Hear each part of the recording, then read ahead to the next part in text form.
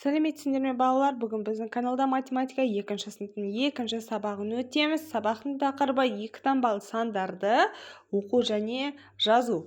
2 таңбалы сандар бізде сен 2 таңбалы сандарды құруды және оқуды, жазуды үйренесің. Бірінші тапсырма: Мирастың жазғы демалыста қандай кітаптар оқығанын біл. Ол үшін дөңгелектер санын кітаптардың жанындағы сандармен сәйкестендір. Сандар сол ғана жауаптың дұрыстығын білдіреді дейді. А бұл яғни 2 ондық 5 бірлік, яғни бұл 25 деген сан, яғни бұл жерде 25 деген сан екінші көк түсті кітап екен, иә. Келесі бұл жерде 1 ондық, яғни неге 1 ондық? 1 ондық дегеніміз 10, иә. Яғни жасыл түсті дөңгелектер 10 болып тұр, және сары түсті дөңгелектер 9 бірлік болып тұр. Сонда 19 деген сан шығады, иә. Негізі мына жерде қателесіп кеткен кітапта әліппе дегенде негізі 29 сан тұр. Бұл жерге негізі 19 деп жазу керек, иә. Яғни сан жағынан бұлар қателескен. Ары қарай Б бізде 3 ондық 4 бірлік болған. Бұл жасыл түсті кітап 34, иә. Енді сандарды жаз және оқы. 2 ондық 8 бірлік, бұл 28 болады, иә. Үстіне 28 деп жазамыз. 6 ондық 0 бірлік 60 болады. 3 ондық 9 бірлік 39 болады. 75 бірлік тек қана 75 болады, иә. Бұл жерде бірлік ретінде ғана берілген екен.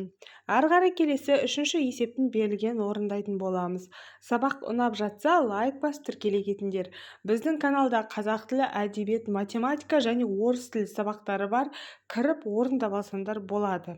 Ол үшін подписаться кнопкасын басып қойсаңдар, жаңа сабақ сендерге бірінші болып көрінетін болады. Ендеше сәттілік.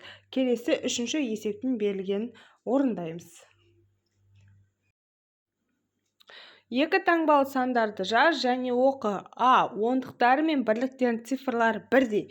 Яғни ондықтары 10 болса, бірлігі де 1 болу керек. Яғни 11, 22, иә, 22 санында 2 ондық және 2 бірлік бар. 33, 3 ондық, 3 бірлік бар. 44, 55, 66, 88, 99. Ондықтардың цифрлары бірдей 4-ке тең, ал бірліктердің цифрлары әртүрлі болсын дейді. Сонда балалар, ондықтары деген 4-ке тең болса, бұл 40 саны, иә. 4 ондық дегеніміз 40 саны, яғни ал бірліктері әртүрлі болса болады дейді. Ендеше былай жазасыңдар: 41, 42, 43, 44, 45, 46, 47, 48, 49. 4-ші есептің берілгенін қараймыз. Сандарды өсу ретімен жазды. Бұл жерде ең кішкентай сан бізде 0, 0, 2, 5, 7, 14, 16, 18, 20. Яғни балалар, бізде осындай сандарды өсу ретімен жаздық. Өсу реті деген ең кішкентай саннан бастап үлкен санға дейін үлкейе береді, 0, 2, 5 деген сияқты, яғни үлкейіп жатыр, иә. Әрі қарай мына сандардың арасындағы сандарды ата. Есебінде 15 пен 18 дейді. 15 пен 18-дің арасында қандай сан бар? 15, одан кейін 16, 17, сосын 18, иә. Келесі 7 мен 14-дің арасында сандар. 7-тен кейін 8, 9, 10, 11, 12, 13, 14 болады, иә. 5-ші есеп сәйкестендір. Ауызша сан 25 болса, бұл қай сан оқылуы? 25 жауабына сәйкес келіп тұр. Келесі 34. Бұл санның оқылуы 34 жауабына сәйкес келіп тұр. Одан кейінгі сан 78. Санның оқылуы жауабына сәйкес келіп тұр, иә. Осылайынан жауаптан жазып алыңдар. Ары қарай келесі 6-шы есеп. Есебі 9 саны 6-дан неше бірлікке артық дейді. 9 саны 6-дан 3 бірлікке артық, балалар. 9-дан 6-ны азайтсақ, тең 3 болады, иә. Есебі 4 саны 8-ден неше бірлікке кем? 4 саны 8-ден 4 бірлікке кем, балалар. 8 азайту 4 тең 4 деген сөз, иә. Мінеке балалар, 6-шы есептің есептерін дәл осылай жазып аласыңдар. 7-ші есеп. Енді бұл жерде есепті шығар. Анам дүкеннен 10 жұмыртқа сатып әкелді. Олардың 4-еуінен әпкем құймақ дайындады. Неше жұмыртқа қалды дейді. Берілген былай жазамыз. Сатып әкелді 10 жұмыртқа, 10 ж. Дайындады 4 жұмыртқа, 4 ж. Табу керек қалғаны және сұрақ белгісін қоямыз. Шешуі 10-нан 4-ті азайтқанда тең 6 болады. Сонда жауабы бұл жерде 6 жұмыртқа қалды. Дәл осылай берілгенін шешуін жауабын осылай жазып аласыңдар. Ары қарай келесі 8-ші есептің берілгенін орындаймыз. Балалар, сабақ ұнап жатса лайк басып тіркеле кетіңдер.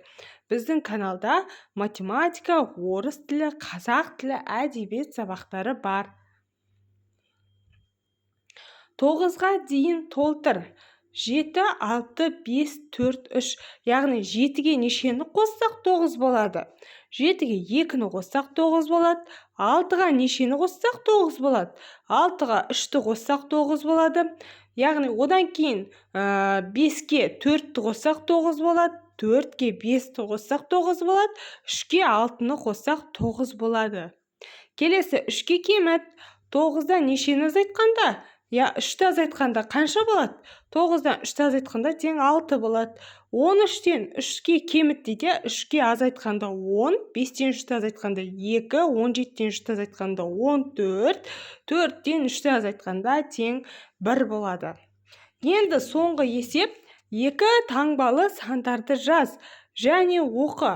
Ондықтары 1-ге тең, ал бірліктері әртүрлі. Ондықтары 1-ге тең деген яғни 10 деген сөз. Сонда бірліктері әртүрлі болса, яғни 12, 13, 14, 15, 16, 17, 18, 19 деп жазасыздар. Есебі ондықтары әртүрлі, ал бірліктері бірдей 5-ге тең, яғни бірліктері 5 болу керек. Ондықтары әртүрлі болса 15, 25, 35, 45, 55, 65, 75, 85, 95.